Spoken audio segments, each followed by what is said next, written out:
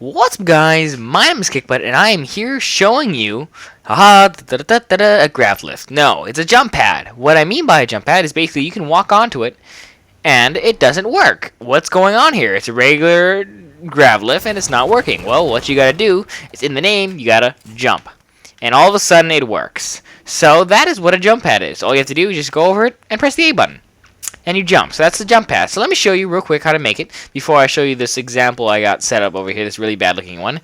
Basically, all I have is this little setup down here. You see this? You got a one-way shield, and you have your grab lift. No smoke and mirrors, nothing. So to clear this up a little bit more, to clear up the setup, all I did was put a grab lift right next to a wall. Now this is important. Your grab lift has to be next to a wall. If this won't work next to a wall, you also must use the one-way shield door 3 and 4. You cannot use the 2x2 because this has weird properties, and for some reason it does not want to work. It'll keep you in one spot, and it'll keep you. You know how grab lifts, you know how these one-way shield doors keep you in one spot, or either that or launch you. So that's how elevators work, by the way. And so, with that, to tell you exactly what is the science behind this, science of Halo, basically, as you know, the shield doors keep you in. So if I go under this, I can't jump out, right? So this is the same thing you can use to kind of float on. If you put it on top of a flat surface, you can kind of float like this, but in human mode. And so with this being over a grab lift, it's kind of making you stuck when you're in this area, so you can't jump out. But since there is some sort of blocking here, you technically can jump out. But you must set it up this way so you can. You can't make it too close or it won't work. So basically all you have to do is set down your grab lift next to a wall. And it doesn't matter what property it has to be, what properties is set on. It doesn't matter if it's phase, fixed, anything. I'm sorry, that's the one-way shield door. It's on fixed right now, so I could set it down nice and flat. And so it doesn't matter if it's on phase, it'll still work. So basically, you just want it next to a wall, and you want it like this, on a flat surface. It needs to be on some kind of surface next to a wall, and you need to use a 3x3 or a 4x4 one-way shield.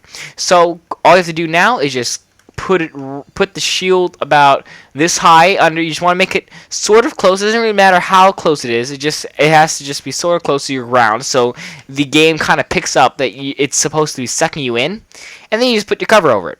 Now you can decorate this any way you want. You by putting a sender node or whatever you want to put to make it seem like it's a jump pad, an actual gravity pad, but it isn't, so it kind of tricks you. So as you see here, it sucks me in, but then all I have to do is just jump.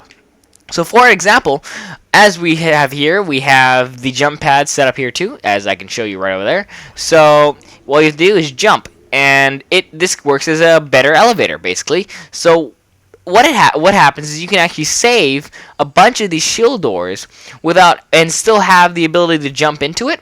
So like how some elevators you have to jump to get into the elevator, it launches you up. Well, with the jump pad, all you have to do is use one 2x2 or 3x3 shield door, one-way shield door, and it works perfectly. So it's set up just like this. You can be on the shield door as long as it's close to this, and you can get a lot. The closer your grab lift is closest to your floor surface, it'll give you more height. So it looks kind of like this, and then all you have to do, and it works perfectly.